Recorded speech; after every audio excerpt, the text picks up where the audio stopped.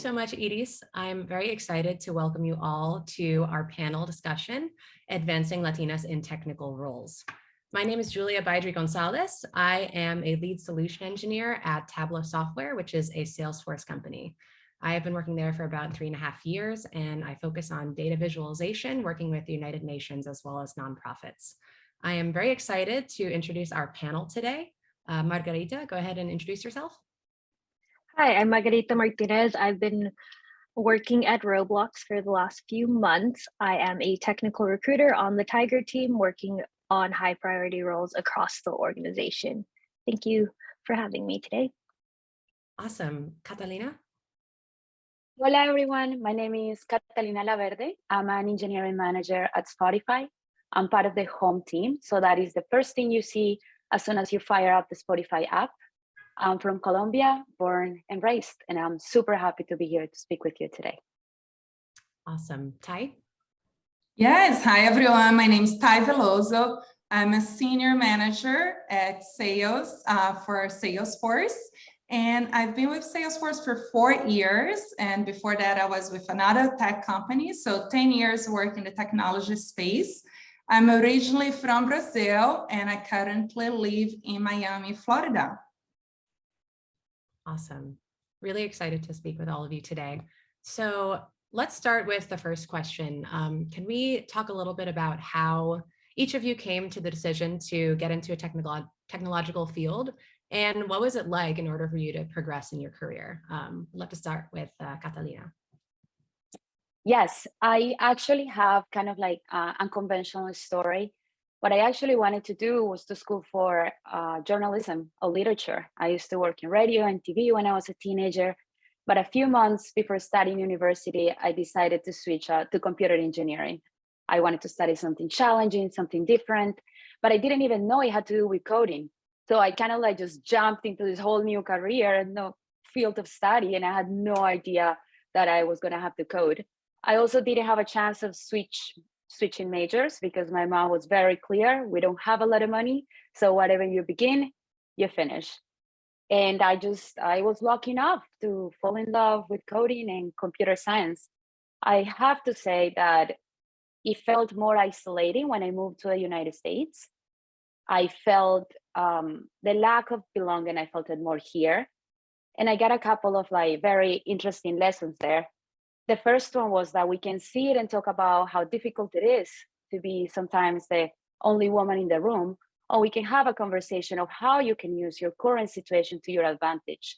And how do you do that while uplifting others in the process? And that's what I've been doing throughout my career, especially when I got my job at Spotify. And it was like a whole the floor of a lot of like white Swedish men and me. So, and that's when I really realized the importance of building community. Mm-hmm, mm-hmm. Wow. Yeah, I would love to hear from Ty on this topic as well. Yeah, absolutely. Catalina, I love what you said in terms of using our advantage of being a woman and be the only woman in the room to make things happen or to be different.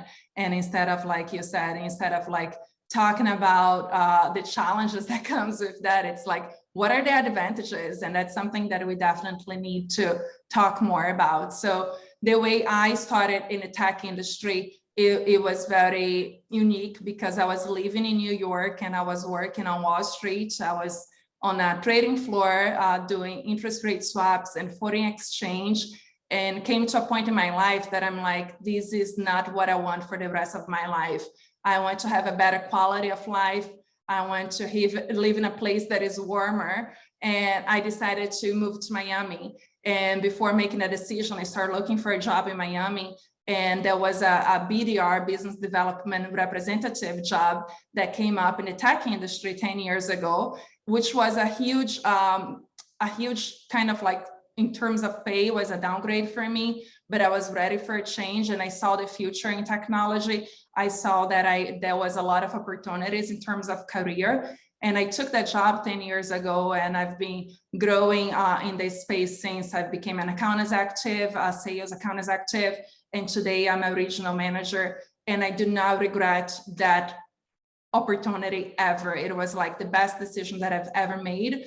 And like you said, Catalina, I always use the fact that I'm a woman and the only woman in the room to my advantage. I did that when I was in finance, and I definitely do that in technology as well. And I look to inspire other women here today to do the same. Stop complaining that you're the only woman. This is a male-dominated industry. Yes, it is. So what? Use that towards your advantage to stand up, especially as Latina, to make sure that we dress differently, we talk differently, and let's go ahead and use that towards our advantage today. Mm-hmm, mm-hmm. Yeah, love hearing that about using our unique strengths. Margarita? Yeah, I can, same unconventional start into getting into tech. I'm a first generation college grad, so I didn't necessarily have anyone in my community that has ever, gone into tech or had, quote unquote, the corporate career. So when I graduated, I started, looking at innovative companies. I actually got my start before becoming a recruiter in sales as an SDR. I really liked the competitive nature of sales, as well as I was very metrics driven. I would blow my number out of the water. And then since making the switch to the recruiting side of things, it has allowed me to focus more on the operational side and really support teams and grow my own skill sets, whether it's participating in our employee resource groups, giving, a voice to not only Latinas, but I'm also Pacific Islander. So it's been a really fun experience. Wow, yeah, loved hearing about all of your experiences here. So we touched on this a little bit in the previous question, but let's talk a little bit about some of the challenges we as Latinas face in a technical or a technological field. So Ty, would love to hear your experience. Yeah, I would say number one challenge we face is lack of confidence in ourselves sometimes, because we feel like we're the only woman in the room, and sometimes we're still learning the technology space. Maybe we don't feel that we know the content well enough to actually speak up. Also, there is a confidence, and I'm speaking for myself based on my personal experience. Hopefully that other people here will be able to see themselves on these as well. But when I moved to the US almost 20 years ago, I had a very hard time like with my accent. And I was like trying to do accent reduction classes, and I didn't have enough confidence because my words, my R's would come out differently. And it came with time that I worked and I invested on myself quite a bit to feel that today I can be in a room with like 100 men or actually 300, and I've led a meeting with 300 people before, and I feel extremely confident about it, because at the end of the day, you are there to teach them something that those people might not know. And I'm speaking in my personal experience as a sales point of view. So when I'm in a room with clients, I have more knowledge about Salesforce than everybody else in that room might have. And I'm there to add value to them. So I would say that the number one challenge that I see Latinas and women facing in general is the lack of confidence, like the famous imposter syndrome that we have. Do we really deserve to be here? And yes, you do. If you're there, there is a reason. If you're hired for that job, there is a reason. So believing in yourself is what I would say. Mm-hmm, mm-hmm. Yeah, it can be really hard to overcome imposter syndrome. So definitely a challenge we face. Margarita?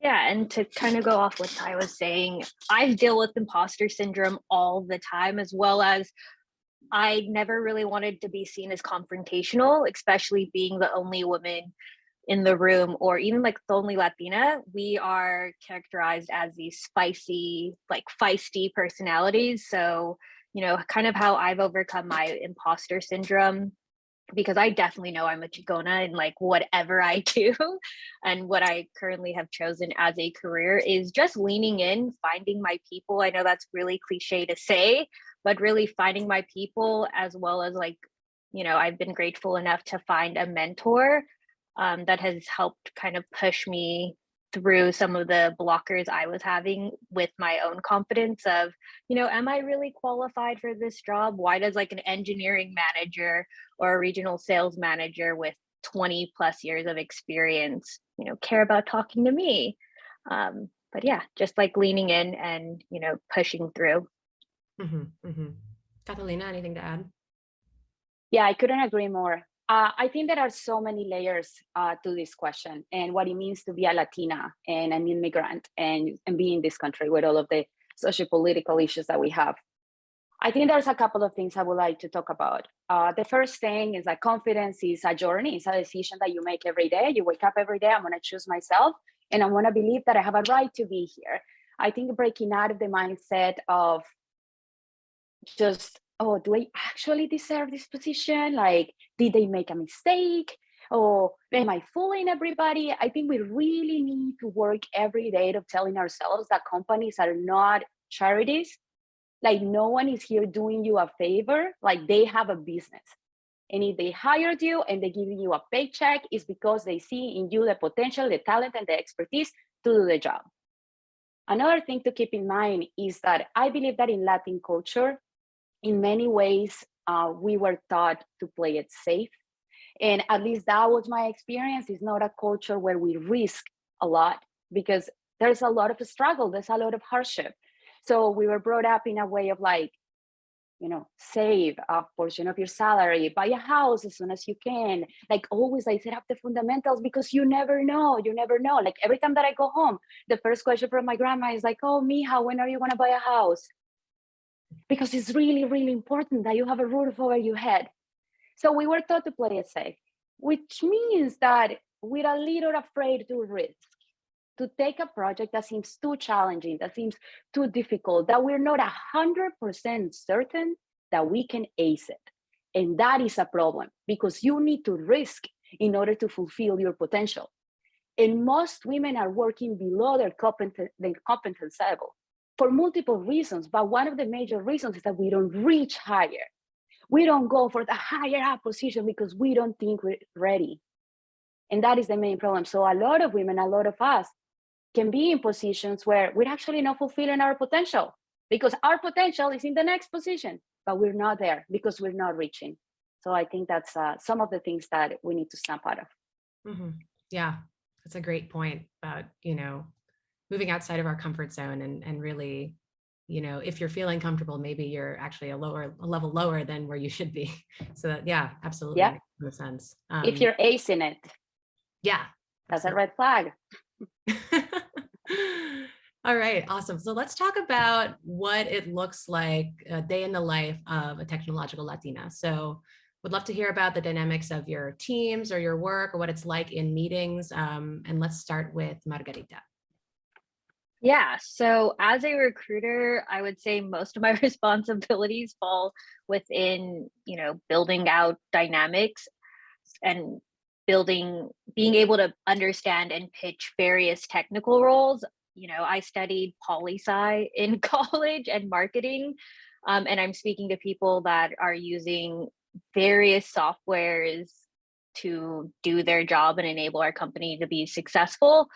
And then kind of another part of my day-to-day is setting up candidates for success by preparing them for technical interviews on how to stand out, such as asking the more difficult questions of, how does your employer, how do we, set you up for success and build an inclusive environment around diversity and representation as well. Sometimes I do spend my time in meetings with internal stakeholders, building rapport, sharing data-driven insights on how to better optimize our internal processes, whether that is making us a more diverse company or why does it take 3 months to hire someone. Yeah, no, I mean, it's amazing that you get to be right at the front lines of recruiting and really, living out those diversity, equity, inclusion values. So that's great to hear. Catalina, something to add? Yes, I think as an engineering manager, I would say there are like 4 components. Like one of them will be people health, like the people reporting to me, are they advancing in their careers? Are they achieving their goals? Like what is their plan for the next 6 months, for the year? What is the next milestone? and supporting them in that process. I see that as a key part of my job. Then we have the engineering health of the systems, like how are we performing? How's the reliability? Like, are we actually monitoring things correctly? Do we have enough visibility into what's happening health-wise in the software that we're building? So I see that as another key part of the role. And the last two, I will say, is the strategy. Like, what are we going? Partnering very closely with product to make sure that we're staying aligned. Bridging that gap is really important. And hiring, like, how do we build diverse teams that value that difference in expertise, in culture, in background, in opinion? I think that's also really important. And a mix of all those four, I will say, is my day-to-day. Awesome. Would love to hear, Ty, about your experience or what day in your life looks like. Yeah, so as a sales manager here at Salesforce, there are lots of things that breaks up my day. One of them, let's say, it's customer meetings, engaging with our customers, engaging with my team as well, having one-on-one conversations, understanding what do I need to help them work on. It's talking about proposals and talking about a strategy on an account. That's the more tactical side of it. However, the more strategic side of things, it's about hiring. So we are hiring a lot right now, and I definitely need more people on my team. So I spend a lot of time doing interviews. Also spend a lot of time motivating the team, right? Because what I notice as a manager that is a lot of the times people are not achieving their goals because of the mindset. Because the mindset is not is strong enough. And like Catalina said earlier, it's like getting out of your comfort zone and having the mindset to take you to the next level. So a lot of the times is working with the team on team meetings or also on individual sessions on understanding what's blocking you, what's holding you back, what are your goals, what do you want to achieve, where do you want to be, how much money do you want to make, what kind of role do you want to have next, and giving them the vision, maybe creating a vision board that will help them achieve their goals in the short and long term. That's great. So interesting, all three of you actually mentioned being involved in the interview process. So I thought, quick follow-up question. When you're in the interview room, maybe with a candidate who's a Latina or who comes from an underrepresented background, how do you make sure the interview process kind of accounts for all the different backgrounds that the different people come from when applying for a job? Yeah, I'd love to go ahead and kick that off because this is part of my core responsibilities as a recruiter, is making sure that anyone that is interviewing here at Roblox is interviewing with a diverse representative panel. So, I obviously am a Latina. I can't really hide that. And so I think that has helped a lot of like BIPOC or other, underrepresented groups feel a lot more comfortable in our interview process. But, if you're interviewing with someone in sales, our sales team, which we, at previous companies or even our engineering, is you should be speaking to your fellow cross-functional partners, whether that's a woman or another underrepresented group, making sure that you have a holistic picture of the type of team you're entering. That's really important.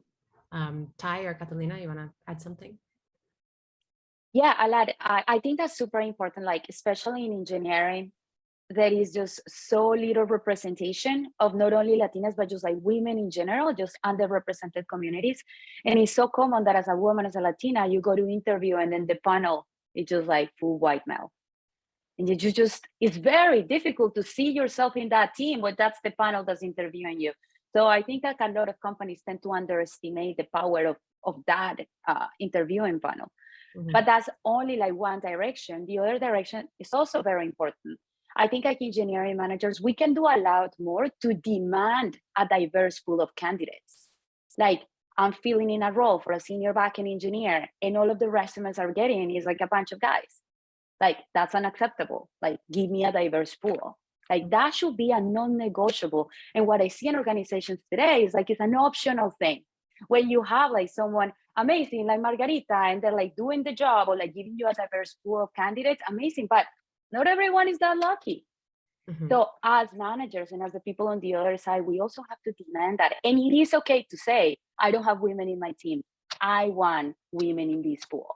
Mhm. Like, I don't have any other minorities. This is what I need. And I don't think we voice that enough. And that is really important. Mhm. Yeah, absolutely.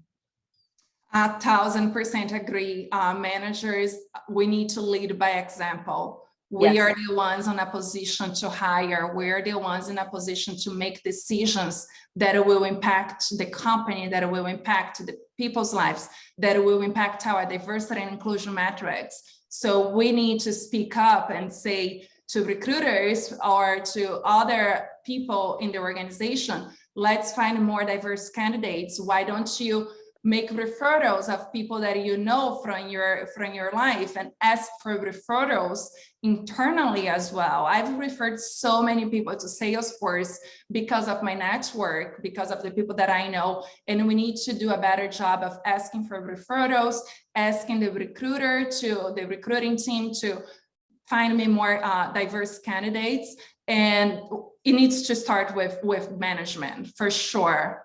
Mhm. Mhm. Yeah, I Absolutely. think too, there's a lot of, I guess a lot of people don't want to speak up and, demand it.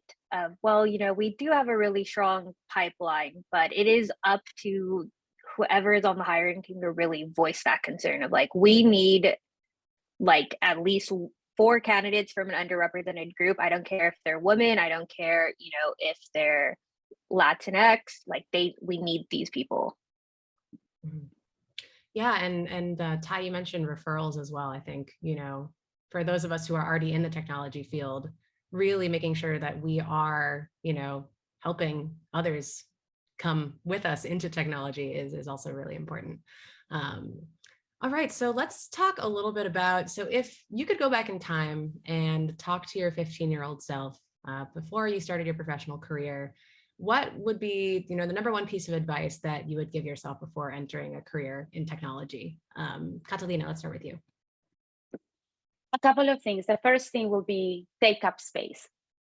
Like, go into the room and make sure that you're being seen.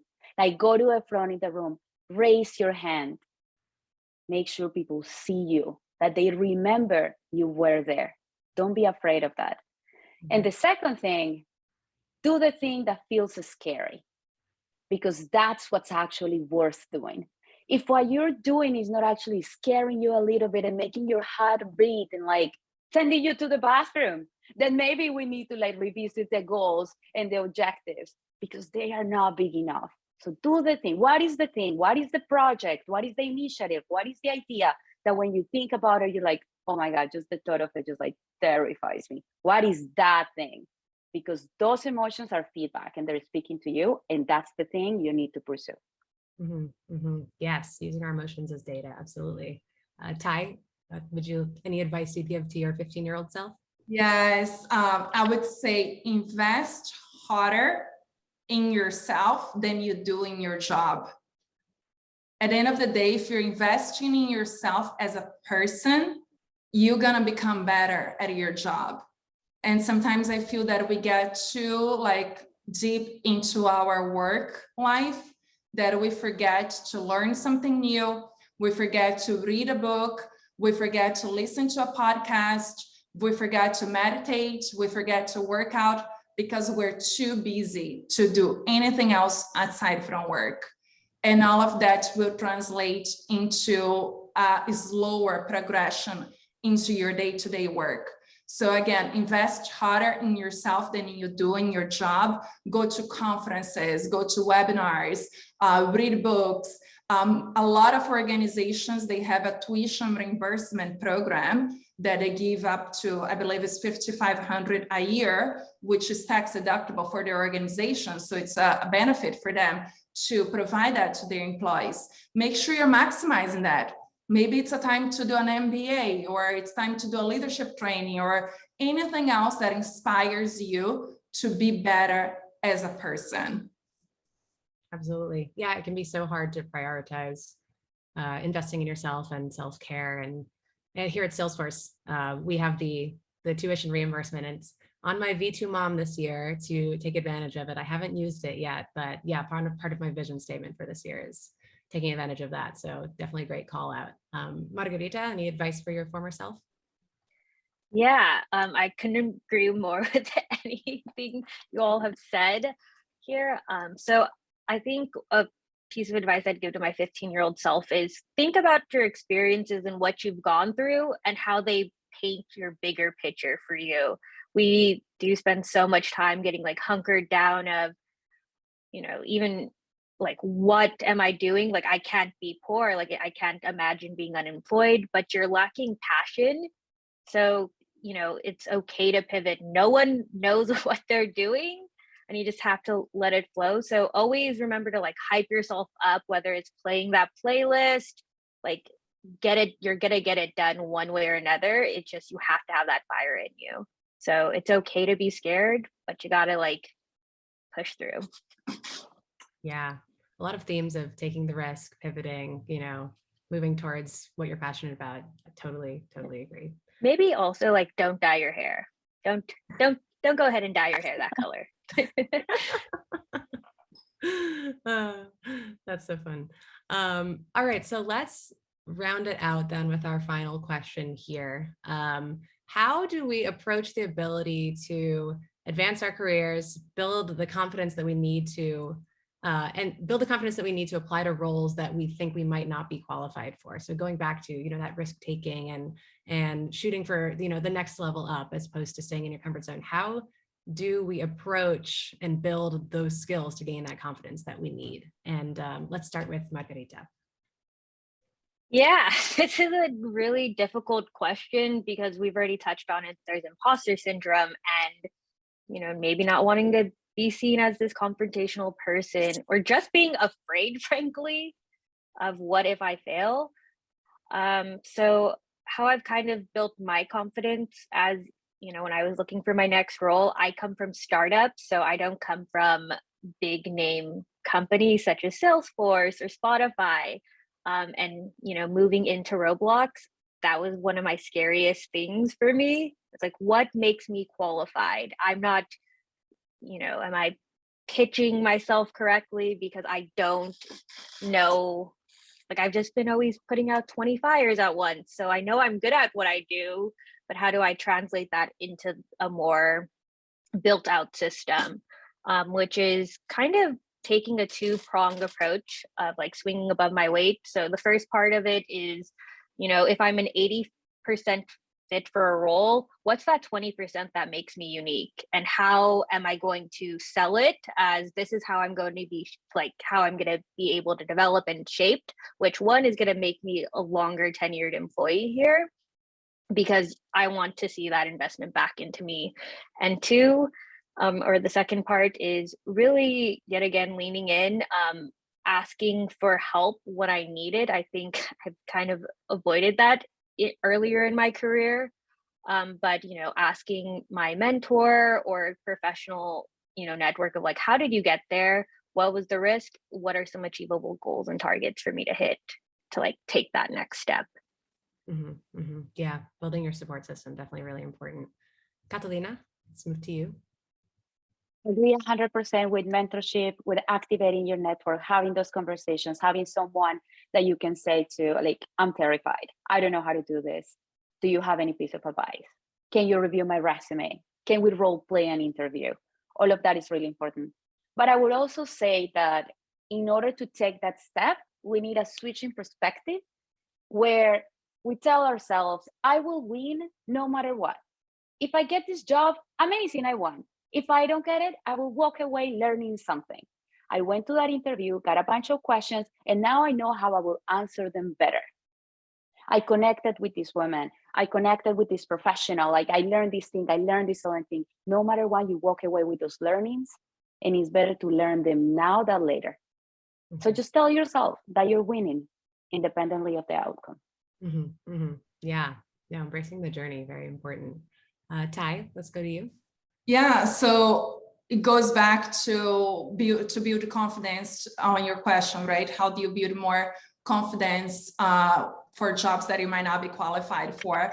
I would say it goes back to investing in yourself and knowing that if you're there, it's for a reason. And also combining with what Catalina just said, it's like, enjoy the journey. And if it's not supposed to happen, it will not happen. If it's supposed to happen, will happen. And having that positive mindset that whatever the outcome is because it's supposed to be that way, having that mindset, you're going to come across very differently. So again, investing in yourself and building the confidence that you need, making sure you take risk. If the job opportunities, like you are able to do 80% of it and 20% you're not qualified for, just take the risk and apply for it and work on selling yourself and just give your best and forget the rest. Let the universe decide for you.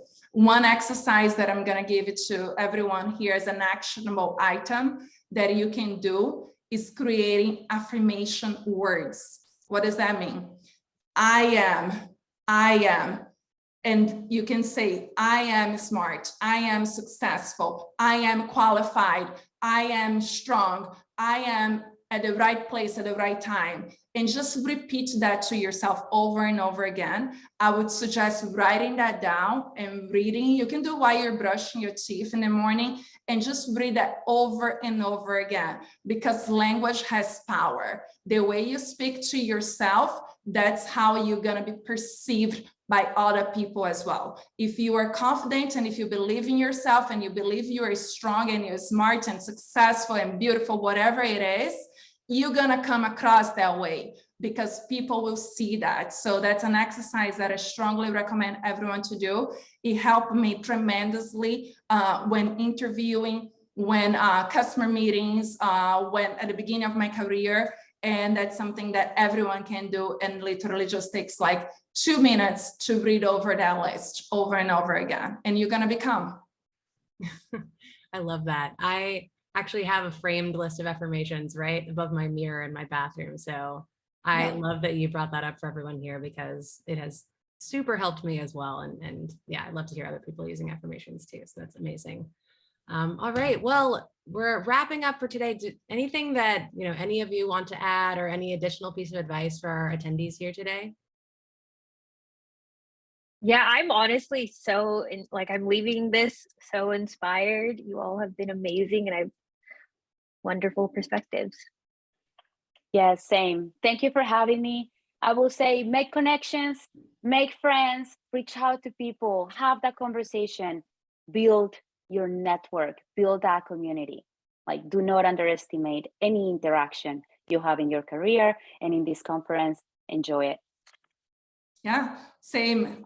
Get out of your comfort zone, because your comfort zone will kill you. So get out there, build your network, build your brand, and do not be afraid. Enjoy the process and just believe that the universe will bring to you whatever it is supposed to bring. Awesome. All right. Thank you so much, Margarita, Catalina, Ty. Really, really enjoyed talking to all of you today. And I hope everyone who tuned in enjoyed as well. Thanks so much, everyone. Take care. Thank you, ladies. Thank you.